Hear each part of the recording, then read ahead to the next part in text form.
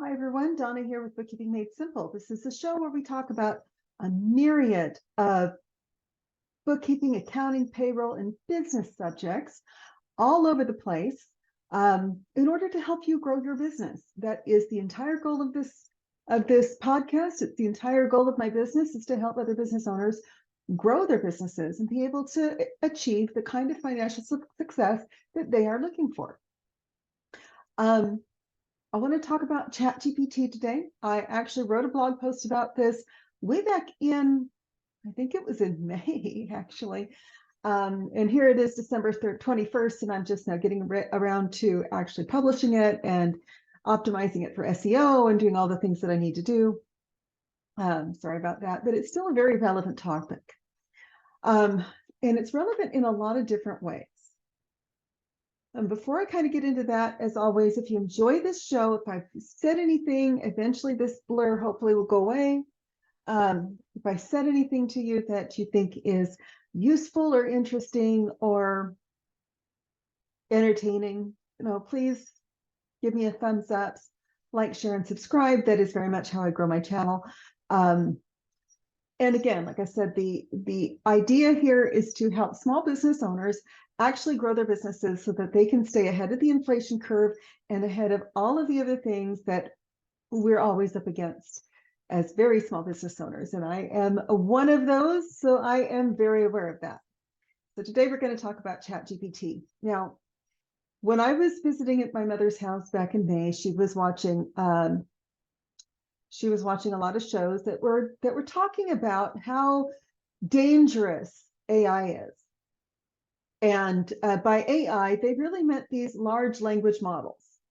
So I wanted to go through and talk about this. This is a huge topic in business because almost every business owner that I know now has a link to ChatGPT on their toolbar in their browsers because it's so useful. So, but at the same time, I'm also hearing a lot of alarmism. I wanted to kind of go back. One, ChatGPT, the Bing engine, all of the current AI models are what's called large language models. All this means is they've been fed a lot of information and it can regurgitate that information, hopefully in a logical, informed manner. Some of this is from scraping the web, although currently ChatGPT doesn't do that. I use Jasper AI for most of my copywriting and stuff because it's a time saver for me. I have a very limited amount of time and a very large to-do list. So I want every single time saver that I can to improve my own personal productivity and to make sure that I am providing really good content to you about business. ChatGPT is one of the ways I use that. So, but again, there's a lot of alarmism. There's a lot of people that are scared of it. So let's kind of dive in for just a few minutes. The alarmism I've heard has been along the lines of, this is going to be like HAL in the HAL 9000 in 2001: A Space Odyssey. And I'm going to try to get a clip in here if I can figure out how to edit this video. But if you've seen the movie, it is the computer that goes rogue. It starts doing things that it wasn't programmed to do. It starts kind of running the show. And it gets to be, it's a pretty scary thing. So are we facing that? I want to go back to my own personal background. Before I entered the accounting field, my college major and my absolute love was computer science. I wanted to be a systems analyst, and I wanted to be what's now referred to as a coder. I wanted to be a software developer. I really wish I'd kind of gone down that road because as much as I enjoy accounting, computer science is still my first love. But I decided to get married, have babies, get divorced, have more babies, or get married again, have more babies, the whole thing. And once you have children as a woman, keeping up with a very complex, very rapidly changing field like computer science becomes difficult. And once I became a single mother, it was impossible. So I switched to something like accounting, which honestly has not changed that much in 500 years. So I figured I'd keep up with this one. It's still a little bit tough to keep up on, even though the core principles remain the same, because there's a lot of changes that go on with the AICPA and the FASB and some other regulatory boards. But it's all regulation that changes. For accounting, the principles of accounting remain the same. As a former computer scientist, AI was one of the things I was really interested in. And I remember talking to a lot of people and basically saying, one of the things I love about computers is that they will do exactly what you tell them to do. And one of the things I hate about computers is they will do exactly what you tell them to do. You put a comma in the wrong place, your code's going down. I really enjoyed understanding algorithms.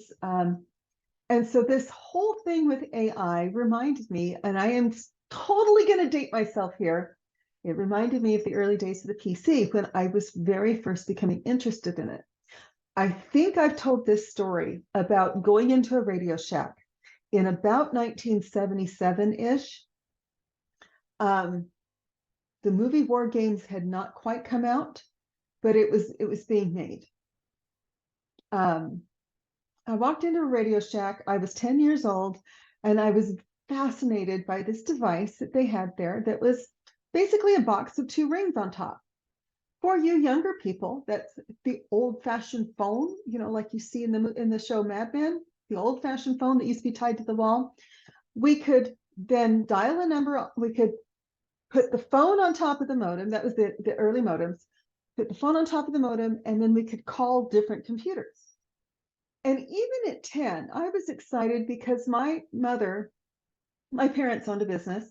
My mother worked from home. She ran the business.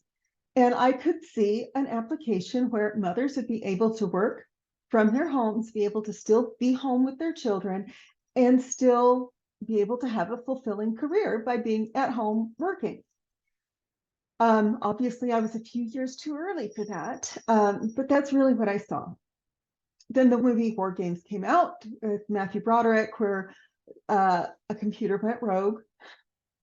He dialed into the wrong computer and decided that he wanted to play a game, and the game he wanted to play, in case you haven't seen this, was global thermonuclear war. And he almost did actually cause one, because computers can't tell the difference between joking and being serious. They just do what they're programmed to do. So I've been fascinated with this for most of my life. When the PC first came out, and this was when the first Macintosh came on the market, it had its first graphical user interface, or GUI. It had the first mouse. It was not a DOS. It wasn't a DOS interface. You used to have to know all the commands. So if you're younger, it was like pulling at the command prompt in Windows today. It didn't have, before the advent of the Macintosh, there weren't any PCs on the market that were really easy to use. You had to understand programming to be able to use a PC. So you would have to understand the DOS commands, and you would have to be able to use them, and you'd have to be able to interpret what was going on your screen, and it would just spin things up really fast. There was no internet, really. It was all still DARPANET. And then Apple came out with the Macintosh, and I do give the Steves a lot of credit. Jobs and Wozniak did a great job with that. They developed what's called a graphical user interface, which made it easy for your ordinary user to be able to tell by the icons what it was they were supposed to do. They also created the mouse ability so that you could drag and drop, and that was a brand new thing. This was in 1983. However, at that point, that was when PCs became popular to have in your home. Before that, we had friends that had a Commodore 64, and it had a tape drive. And I do remember the one of the initial, very, very early AI models, which was called ELISA. ELISA was a psychiatrist and it was a tape drive, okay, literally a cassette tape drive. So you could go in and you could tell Eliza how you were feeling, and it would give you more prompts, try to get you to talk more. Again, nothing, the internet wasn't a common thing. It was still US military, DARPA only. It wasn't available to the public. So it wasn't like you could do anything with this other than give yourself therapy. But that was one of the early AI models. All it could do, even then, was to basically regurgitate what you just said and maybe include some psychology that was programmed into it. Once the personal computer exploded onto the scene in the early 1980s, again, with the advent of the Macintosh, people got really scared. I remember my dad actually being afraid to touch it. They said back before then, he'd take me to Radio Shack and I would program away at 8, 9, and 10. And he'd be terrified that I would break this computer. And I was like, no, it's okay, Dad. The worst thing that'll happen is they might have to wipe the memory. And that's as a little girl. That same computer phobia, and that's really what it is, became pervasive in the 80s. People were afraid of computers. They were afraid of the risks. And yet some of those risks have been borne out. When the internet came on the scene as well, the internet became a little bit more well-known in the mid to late 80s and certainly exploded in the 90s. The 90s is really when the internet took off. So it's only been around for 30 years. People were so scared of computers that Time magazine actually published a cover story in 1983. Was it 83? Yeah, called The Year of Living Dangerously. And it was highlighting all of the risks that would come from having a computer-centric society that we have now. Some of these, like I said, have kind of come to pass. We do have the government spying on us. Whether that's good or not, I will leave it to you to decide, but the NSA is very aware of what we're doing on our computers. There were a lot of privacy concerns that we still have today. There were also a lot of potential health risks that were being discussed, which again, to be fair, that's come to pass. People sit a lot more today than they used to. Obesity is on the rise due to our sedentary lifestyles. And then they were also concerned about computers dominating people's lives. Now, I can't argue with any of those risks. I kind of look around and I see the little bitty computers we all carry in our pockets dominating people's lives. But then that's been a risk with every single new technology since the printing press. Okay. If you look back to the 30s, 40s, and 50s, and 60s and see what they were afraid of, one of the things that they were concerned about were these businessmen who would sit behind their newspapers and not interact with their families. They were concerned about TV. Now, when I was a kid, and I'm Gen X, when I was a kid, we got to watch a few things in the evenings and Saturday morning cartoons. Beyond that, we were kicked to our bedrooms when Mom wanted to watch MASH, and we were outside playing. So it wasn't really, it was a parenting issue. The parents were in charge. I say that knowing that at 10 o'clock, they put on an announcement saying, it's 10 o'clock, do you know where your children are? But I can only speak to my own family. My parents parented, they monitored what we were watching. They discussed it with us. They talked about why they didn't want us, MASH was one of the culprits, why they didn't want us watching that show. And sometimes I would come back and go, Mom, I heard worse on the playground. And they would, maybe drop some of the restrictions. So as I was reading through the list of risks that people were concerned about, I understand them. Some of them, most of them, have actually come to pass. But at the same time, the benefits. I often say that the only thing worse than having technology is not having technology. Because I'm old enough to remember when my parents were running their business in Seattle and Mom did everything by hand with an adding machine a ballpoint pen and a lot of paper. So I don't want to go back to those days. I really like being able to sit behind my screens. I like having access to the world's information. I like being able to see more than just the big three networks. And I like being able to see alternate views. So there's a lot of benefits that have come from having an interconnected, computer-centric society that we have today. There's also a lot of risks. They still exist. But when it comes to AI, especially in its current iteration, ChatGPT is nothing more than an upgrade of Eliza. It can only do so much. Like I said, with every new technology, people are afraid. They're afraid of change. So when a new technology, like I said, it goes all the way back to the printing press. When the printing press became common, everybody freaked out. When you could read books, because books became ubiquitous, everybody freaked out because now all of a sudden, I mean, and the next thing you know, women are going to read and they're going to get ideas and thinking, oh, wait, that's Gaston from Beauty and the Beast, but it still, is relevant. There's still that fear that people are going to be able to learn for themselves. And this was the really big fear in the 1500s that people, and especially women, were going to be able to learn for themselves. The printing press did spark the Reformation.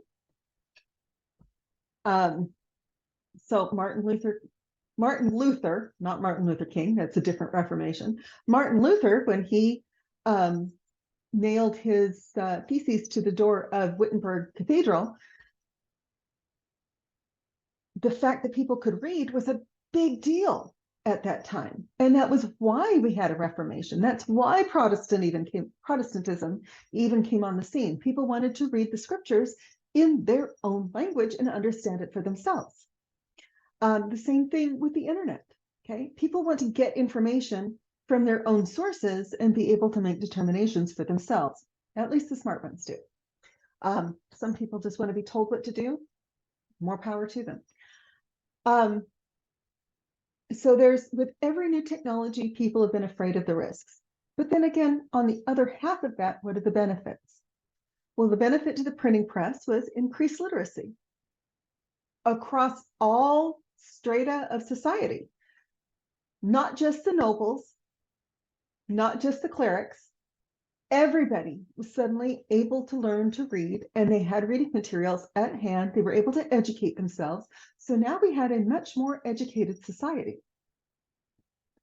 That carried forward again when newspapers became ubiquitous, at least in the United States in the late 1800s, early 1900s. People were again afraid that people were going to be lost in their newspapers, and newspapers were going to control their minds, all kinds of crazy things. We're not afraid of them anymore. Okay, we know what it is. We can tell. Hopefully, we can tell if there's bias. And what really happens is we get used to the change. The same thing happened when the PC came on the market and really started to become ubiquitous. When Bill Gates started to say a PC in every home, people thought it was impossible. And in fact, even Microsoft was saying they didn't think it was going to happen. IBM didn't think that people were going to want to have a computer in their homes. What a change, right? I have in my office alone, I have 1, 2, 3, 4. I have 5 computers in my office, and another 4 or 5 in my husband's office, and another one downstairs, and another one attached to the TV. We have a lot of computers now. And that's not counting the phones, which are very high-powered computers. But what's happened? We've gotten used to it. We've gotten used to the change. And we've learned to recognize that there are risks and downsides to every new technology, but we've learned how to deal with them, hopefully, in a productive way. Like I said, I've been laughing at a lot of the commercials. There's a lot of things being pushed here in Utah that I am just not on board with. Instagram is currently they're doing an advertising campaign where they are discussing why parents should approve downloads for their teenagers. And I'm like, well, why does Instagram care? They don't care. This is a PR campaign. And the person that should be instigating that should be the parents. The parents should be the one actually discussing the risks of the internet with their children. That's what I did. Just as an aside, that is very much what I did. I let my kids on social media quite young, but I also had talks with them about what it is for and what it is not for, and what the risks were and what the benefits were. So they made good decisions, and they are not completely tethered to social media. Granted, my kids are a little older. My baby is 20, almost 21, but they were never all that interested in social media, because I sat them down and I said, it's good for this. It's good to keep track of your friends. It's good to advertise a business. It's good to have these conversations. But then again, when you have that anonymity and people are just sitting behind a screen, they can come out and say some really nasty things. And, they can be bullies. And if one of my things that I always told my kids is, if anyone says, don't tell your mom, that is your clue to tell your mom.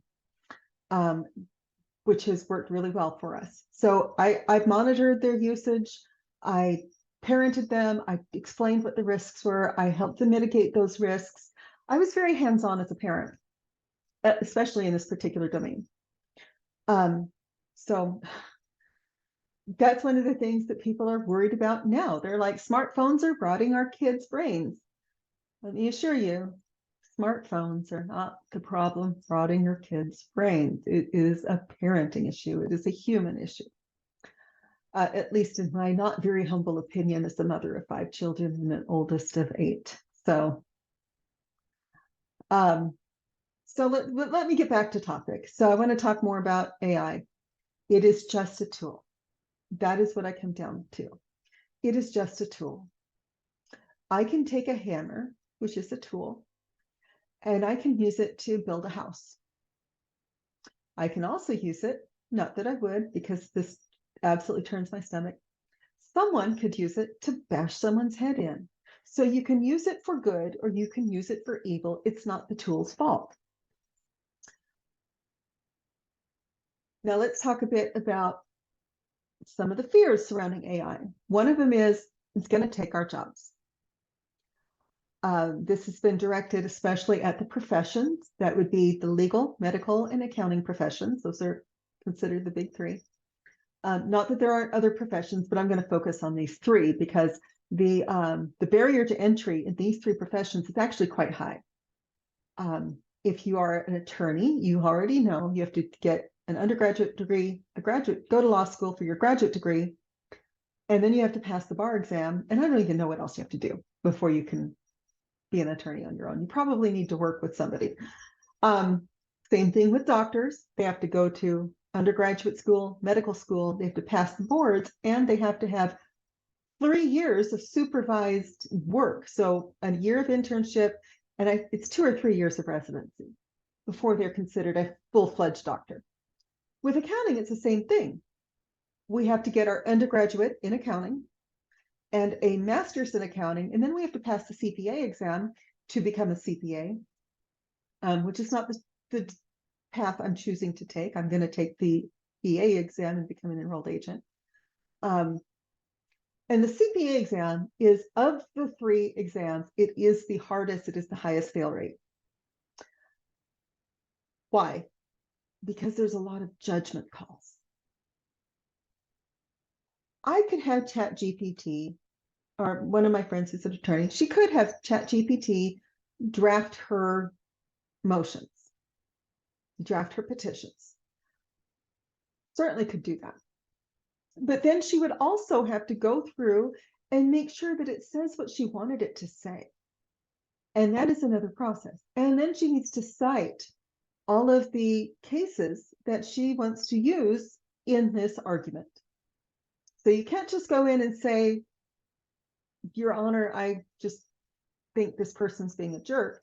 You have to go back and you have to cite, according to this particular law and this precedent in the courts, blah, blah, blah, right? Same thing with accounting. I can't just say, well, that looks like this. Well, I can, because I have 20 years of accounting experience. ChatGPT does not have that. It can't even pass the CPA exam. It can pass the bar exam, but it cannot pass the CPA exam.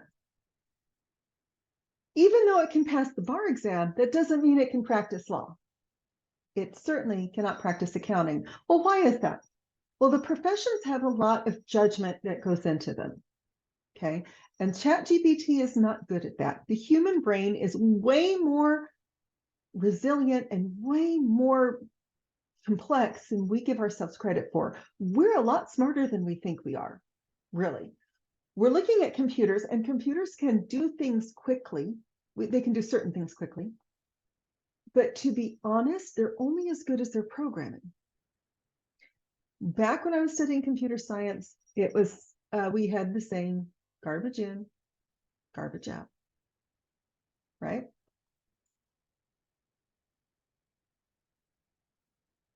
So we needed to make sure that the programming was going to give us the information that we wanted. The same thing with AI. If you put garbage into it, you're going to get garbage out of it. That's why it is so critical to go back and read the motions, to review whatever it is that it's telling you. One of the things that I've used ChatGPT for is to kind of get me started on a blog post or a video, or to help me to optimize for SEO, or to help me do some keyword research. But it doesn't do my job for me. I still have to do the job. I can sit down and I can discuss things with the client. And I can use ChatGPT to help me with that a little bit. It can help me with research, but it can't make these judgment calls that I have to make as an accountant. There are certain parts of accounting that different firms approach differently, or that it applies if you're a publicly traded company, but not if you're a private company, or it applies for sole proprietors, but not for S corps. There's a lot of moving parts in accounting, and they're constantly moving. So while it can help me keep up on the latest trends, it can't make these judgment calls. ChatGPT is a large language model only. It can't make judgment calls. It can't look at a transaction and say, oh, okay, well, that's more than $300. And I know for a fact that they are renovating their office building. And this, according to the client, was to do some renovations in their office. So yes, I should capitalize that expense. It can't do that. It can do rules. It can say, oh, if it came from Chevron, it must be fuel. That it can do. And I could set up a rule that says, if it came from Chevron and it's less than $10, it's meals and entertainment, because that means that they went in to get a drink. But it can't make a judgment call. It can only follow the rules. That's what sets it apart from humans. So let's talk a little bit about how Intuit uses AI. I've kind of leaned into this a little bit. Again, I'm going to say AI cannot pass the CPA exam. It can't do math. It can a little bit. It can tell you how to do a formula, but it can't. There's so many limitations on it still. And I don't see these going away anytime soon, because in order to have true artificial intelligence, it has to have true intelligence. What we're looking at now is not artificial intelligence, although we're referring to it as such. It is a large language model. As I put it, ChatGPT is kind of a fancier Google. Okay. Instead of going through a whole lot of websites for me to find the information I'm looking for, it does pull them together for me. And it can put it together, help me get started on an essay or some writing, but it can't do the work for me. Okay. So now, how does Intuit use AI? Well, Intuit uses it to kind of pre-categorize transactions when you bring in your bank feeds. So you may notice if you bring in your bank feeds from your bank into QuickBooks Online, it may have different categories highlighted in green. That does not mean it's the right category. And this is where I run into a lot of problems with a lot of business owners who will just go ahead and accept them all. It doesn't mean it's found a match. It really doesn't mean much. So as a human person, I go through and I start looking for the errors. So far, AI is not able to do that. I go through and I go, this is the deposit, and I know this client does their invoicing through QuickBooks and they receive their payment through QuickBooks, but there's this deposit that in that QuickBooks hasn't matched. So I need to go back through and find the proper transactions to match it to and add in any merchant fees. AI can't do that. It can kind of give you an idea, but to tell you how bad it is, I have had it come up with the name of a restaurant, a well-known restaurant, McDonald's, for example, and then say it was dues and subscriptions. I was like, where on earth is it getting this? Well, it's just AI. It's not very good. It's never going to be as good as a human. We would like to believe it would, but the fact is, we're smarter than the computers. And that comes from 40 years of following the computer science industry very closely. Again, one of the big things with all of the professions, but I'm going to speak specifically about accounting because that's my profession. There are so many judgment calls that have to be made. There's, and they're influenced by GAAP, whether the company is public or private, whether it's an S Corp, a C Corp, a sole proprietorship, a partnership, an LLC with a single member, which is a sole proprietorship, or a multi-member, which is not treated the same as a partnership. There's a lot of judgment calls. And when I sit down to talk to a client, I'm drawing on my experience that AI doesn't have access to, and using that to help inform my clients. So all of that to say, yes, there are some risks involved with AI, as there is with any new technology. However, it is a very valuable tool for small business owners. It is only a tool. It is not the end of the world. It is not HAL 9000. It is not going to take over the world. Well, I mean, it might, but if it took over the government, it might not be too bad of a thing, since I'm not impressed with our current government and haven't been for at least not the people in charge. Haven't been for a bit. That's a personal side note that I'm not going to get into here. And I don't think it matters which side of the political aisle you're on. I think we can all agree on that. They're not being good stewards of our resources. With that, I'm going to go ahead and end this video. If you enjoyed what you saw, please like, share, and subscribe. I really hope that I was a little bit entertaining. And if you have any comments or questions, concerns, or a topic you would like me to cover, please leave it in the comments below. If you're interested in being a guest on the show, there is a link in the description where you can email me and talk to me about what it is you'd like to go over, what you'd like to discuss. I do welcome guests. And so with that, I'm going to go ahead and tell you goodbye, and I will talk to you again soon.